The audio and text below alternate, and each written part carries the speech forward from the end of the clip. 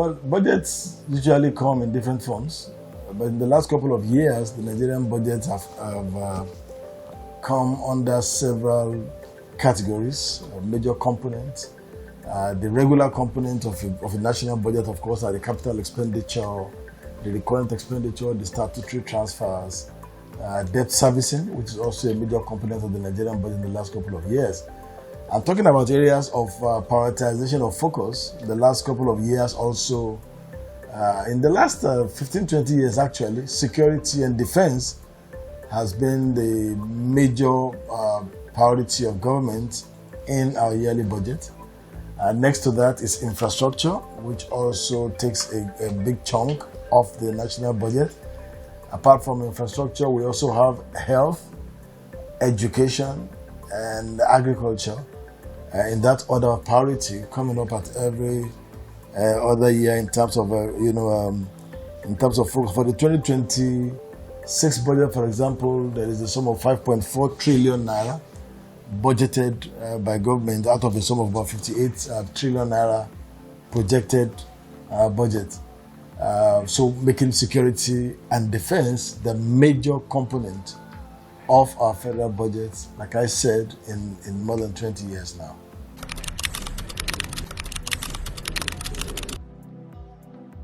All right, so there are two things there. The first one is that budget appropriation is the duty of the parliament, as it is in most other democracies. And one of the ways through which the parliament ensures transparency in the budget appropriation is through the committee hearings, which hold to consider the budget estimate submitted by the executive. When the president lays the budget before the parliament, sessions are held by different committees of the parliament to consider those budget estimates before appropriation is eventually made by the entire house. And at that stage, it's usually a public hearing. There are opportunities for members of the public, to make their submissions, their observations, to ask questions, and make submissions through the various committees to the House. Apart from that, the issue of implementation of the budget is also covered by the Fiscal Responsibility Act, which requires that government should publish a quarterly report on the implementation of budget in a manner, again, that will ensure that there is transparency in the process of implementation of this budget. Actually, the Fiscal Responsibility Act says that 30 days after the end of each quarter, government should publish the revenues generated within the quarter, expenditure made within the quarter, and the percentage of implementation of each of the budget head. Unfortunately, this has not also been happening, especially in the last couple of years. We have had delays in the publication of quarterly budget report in 2024 and 2025, which is not good enough because it does not also help us to track how well we are doing and be able to see what we need to adjust. Apart from that, we also have the House regular engagement also with MDAs to ensure that these budgets are implemented as passed by the Parliament.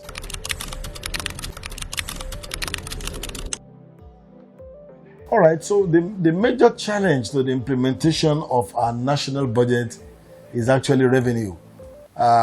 It is my own considered view that at times we are very unrealistic about the revenue projection we put in our budget. Yes, every budget is founded on the medium-term expenditure framework, the MTEF, which is the document that the National Assembly approves before the passage of the annual budget. But we have observed over the years that the revenue projection is so unrealistic that within the first couple of months, it becomes very obvious that we cannot meet up with those revenue projections. And if the revenue side is not met up with, it is difficult for us to be able to accomplish the expenditure side of the budget. So, for example, in 2025 appropriation, we had less than 15% of implementation of the budget due to shortfall in revenue projection. The price benchmark set for oil, which is the major source of our revenue, fall short of the expected amount. Also, other streams of income that government has projected did not happen. And so when this happens, it is difficult for us to implement budget. The other one has to do with fiscal discipline. I think to a very large extent, we lack fiscal discipline. We lack, being able to stick to the parameters that we set for our budget in a manner that ensure that we have a very large percentage of budget implementation, at the end of the year. And then finally, I also think that our procurement process is defective. I was the head of a team that did some inspection of projects being implemented through the TET fund and the UBEC matching grant funds recently, and I discovered that procurement that was supposed to have happened in 2022 are just being completed in 2025, 3-year period, and then there would have been various spike in price of items. The amount projected is no longer realistic, and then we stick to the fact that these are the amount already provided for in the budget. So when the procurement process is delayed, when it is not fast-tracked, it leads to failure in the implementation of the budget. So these are the major factors I can identify as problems affecting effective implementation of national budget in Nigeria over the years.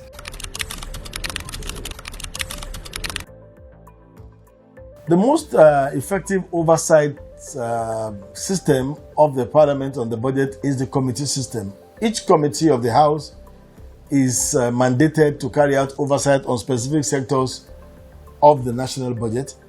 And the Fiscal Responsibility Act, once again, as well as the Procurement Act, expect that ministries, departments, and agencies of government will submit reports of implementation of budget to the respective committees of the House of Reps and the Senate, so that these committees can then activate the powers of oversight to ensure that the reports reflect the intent of the budget. Apart from that, there are also instances where, for example, the Public Accounts Committee, which I chair, act on audit report, either pre-audit report or post-audit report, submitted by the Attorney General for the Federation or obtained from the ministry, department, and agencies of government to oversight public expenditure, so that we can be sure that we're having value for money and that we are meeting up with the general parameters we set in the appropriation. These are the mechanisms through which the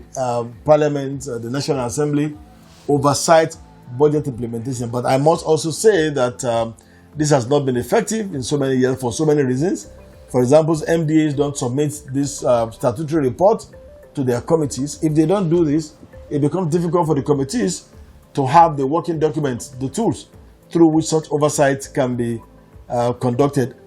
In addition, it's also the fact that even the National Assembly itself, the Parliament itself, is resource challenged in a manner that does not allow for regular oversight because of the cost of the oversight and the dwindling revenue that's also available, dwindling allocation also available for the conduct of this oversight by the various committees of the House.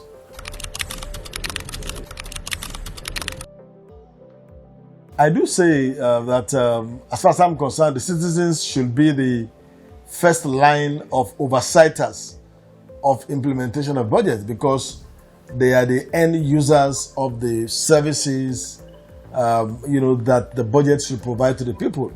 And so citizens should be more active, more proactive actually.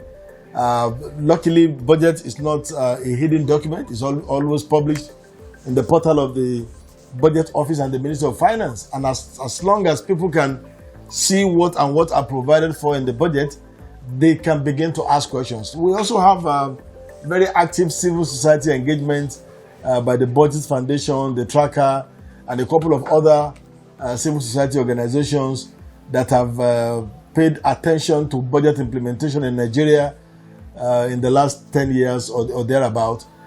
So the citizens, as far as I'm concerned, should be the auditor general, as it were, of the project. If a project is meant to be implemented, executed in a particular community, town, or state, and they are not happening yet as at a particular circle, then we should, blow the whistle. And also, if we are able to, through the report from the budget office, see those ones that funds have been allocated for, and the implementation has not matched up with the fund allocated, then the citizen must also be able to use the media, both the regular media, the social media, as well as the instrument of petition to the National Assembly, to raise questions about effective implementation of budget, because they are the end users of the services, they are the owners of the budget. The executive and the legislature represent the people, but the people should take ownership of the budget itself and be able to raise red flags where such implementations are not being done as envisaged by the national budget and other policy documents of the government.